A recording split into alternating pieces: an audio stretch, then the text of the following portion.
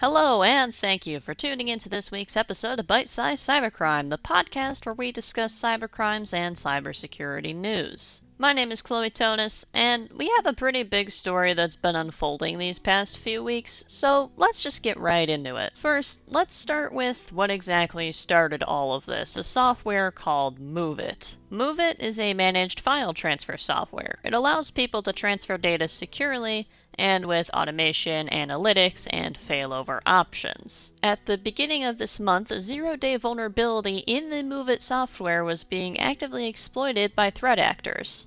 A zero-day vulnerability is a type of vulnerability that is exploited before it is discovered and patched. These types of vulnerabilities are typically difficult to exploit as they're new and force hackers to change their methods. However, if they are exploited, because there is no patch yet, they can be especially dangerous. You need to use other methods to avoid it being exploited, which may not prevent attacks completely. Cybersecurity firm Rapid7 claims that the MOVEit vulnerability in question is an SQL injection flaw that could lead to remote code execution. Web shells are created disguised as legitimate files used by the MOVEit software as to avoid suspicion. A web shell is a script used by an attacker that can be used to remotely access and run commands on web servers. In this case, the shell in question is used to retrieve a list of files, download files from remote servers, and steal information from Azure's blob storage containers. Azure's blob storage is a cloud-based solution for storing large amounts of unstructured data. Although the theft of data was involved, at first it didn't seem like ransomware was. However, the Clop ransomware game quickly claimed responsibility for the attacks and threatened to leak the data of the organizations that had been targeted by the vulnerability.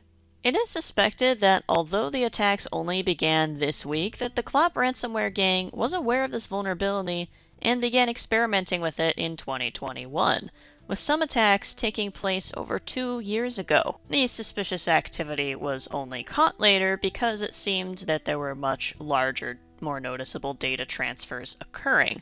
Likely an automated solution was created to steal the data. Some of the victims involved include Shell, the energy company, the Canadian province of Nova Scotia, the University of Rochester, the Illinois Department of Innovation and Technology, the Minnesota Department of Education, Johns Hopkins University and Health System, the U.S. Department of Energy, Hitachi, Hatch Bank, Virgin Airlines, and many, many more. I had no idea the MOVEit software was so big until I saw how many companies were affected by this. Many of the listed victims have also confirmed the cybersecurity incidents themselves, while some were simply just listed by the Clop ransomware group and have not yet confirmed an attack.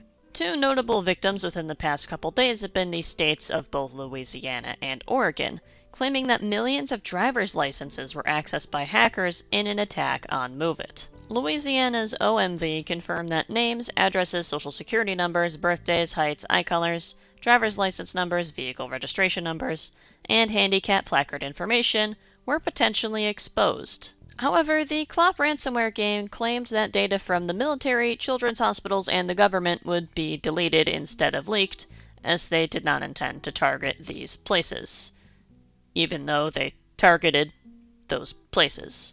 It is still a bit too early to know whether or not this is true and they actually will delete the data.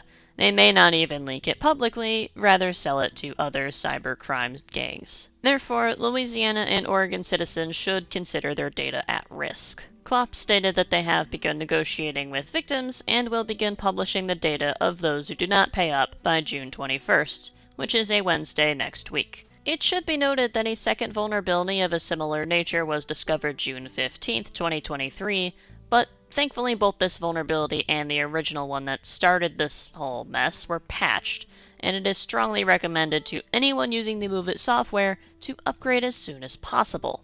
MOVEit also recommended that if patches cannot be applied right away, that traffic should be blocked to MOVEit servers as a temporary workaround. This workaround does create problems of its own, however, as it prevents people who need to use the software from logging into the web UI. However, they should still be able to use the FTP and SFTP protocols to make legitimate file transfers. So, what can be done about this vulnerability? As I mentioned, applying the appropriate patches or blocking any web traffic to MOVEit servers is ideal so that more data cannot be exfiltrated. If you are at risk of identity theft, it's also recommended to place a credit freeze on your bank accounts and keep a very close eye out for any suspicious transactions. It may also be wise to look into credit monitoring services. Thank you for tuning in to this week's episode of Bite-Sized Cybercrime, and a huge thanks to Bleepy Computer, The Hacker News, RigZone, CNN, The Guardian, the BBC, and ARS Technica for information regarding the attacks and its victims. This case is huge and rather complicated, so if you found this episode interesting, I would highly recommend reading more on it, especially since it seems this case is changing every day. If you'd like to read any of the sources I use, I always link those in a pastebin paste in the description of this podcast. But until next time, patch your software and stay secure.